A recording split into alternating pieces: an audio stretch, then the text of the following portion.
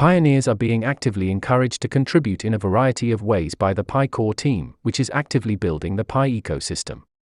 The team is looking for innovators to take part in the following 3 key processes: developing helpful Pi apps, serving as an ecosystem ambassador, and becoming a local company ambassador.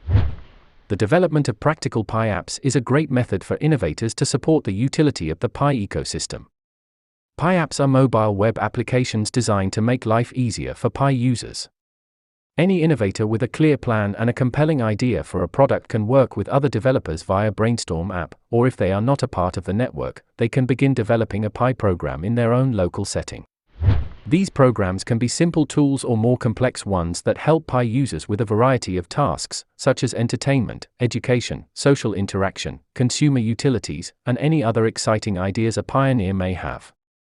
By developing these apps, pioneers may help make the Pi network more practical and user-friendly. The Pi Core team is also requesting ecosystem advocates from pioneers. The truth is that there are still chances for pioneers to contribute to ecosystem development through ecosystem programs, even if they lack the technical know-how for developing apps. To encourage the creation of Pi apps, ecosystem ambassadors are tasked with carefully locating, getting in touch with, and communicating with the app developers in your networks. Before we move on, press the subscribe and notification bell to support our channel. The Pi Core team recently implemented mass KYC, and many pioneers are having a lot of issues. Why does your Pi network's KYC application appear to be frozen?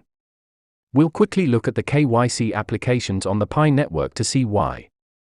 While some individuals appear to wait weeks or even months before submitting their KYC forms, other users appear to wait years. Let's begin by examining the evolution of Pi's KYC procedure throughout time. Those of you who have been using the Pi network since its inception are probably still familiar with YodiPi's initial KYC solution.